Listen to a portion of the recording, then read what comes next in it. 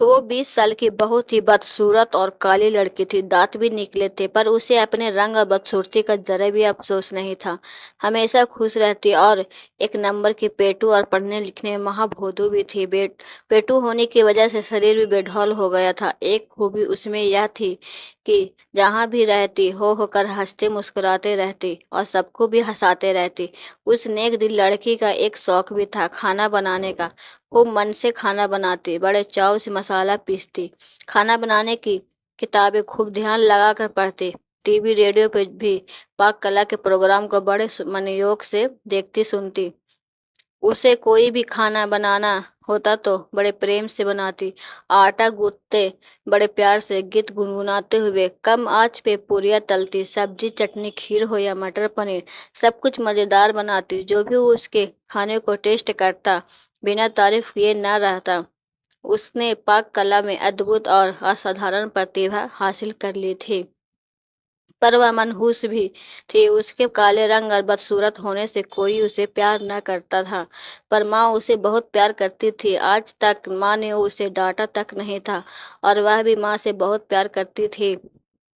हर बार की तरह आज सुबह भी उसकी शादी के लिए जो लोग आए थे, सब सब खाने की बहुत तारीफ की, लेकिन लड़की को देखकर नाक मुंह सिकोड़ कर चले गए। वह लड़की भी तैयार होकर किसी को बिना कुछ बताए कहीं चली गई।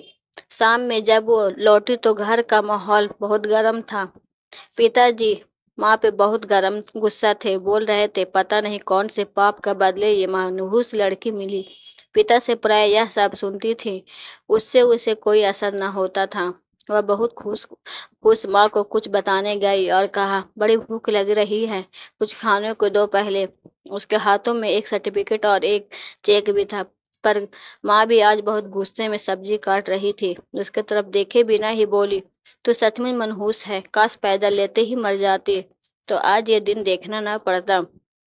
बीसों रिश्ते आए, किसी ने तुझे पसंद नहीं किया। उस मनहूस लड़की को माँ से ऐसी आशा न थी। उसका दिल बैठ गया और उसकी खुशी उड़ गई, और दुखी होकर माँ से बोली, मैं सचमुच मनहूस हूँ माँ, क्या मैं मर जाऊं? बोलते बोलते उसका गला रुंध गया और चेहरा लाल हो गया। माँ ने भी गुस्से में कहा, जा मर जा, सबको चैन मिले। मनहूस लड़की ने अपने कमरे में जाकर दरवाजा बंद कर लिया।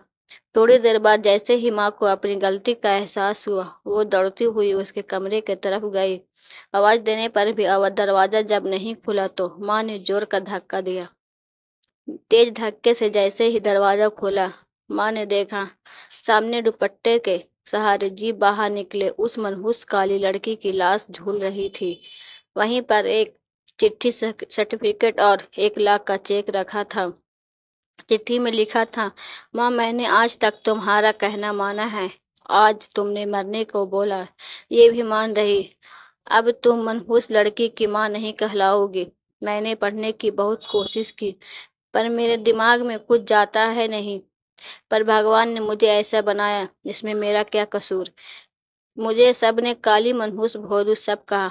मुझे बुरा ना लगा, पर तुम्हारे मुंह से सुनकर मुझे बहुत बुरा लगा, मेरी प्यारी माँ। और हाँ, आज नेशनल लेवल के खाना बनाने वाली प्रतियोगिता में मुझे फर्स्ट प्राइज और 1 लाख रुपए का चेक मिला, और साथ में 5 स्टार होटल में मास्टर शेफ की नौकरी भी। और पता है माँ, आज मेरी जिंदगी की सबसे खुशी का दिन था, क्योंकि पहली बार वहां सबने मुझे कहा था, देखो ये है कितनी भाग्यशाली लड़की। तो दोस्तों, किसी की खूबसूरती से उसको जज नहीं करना चाहिए। उसको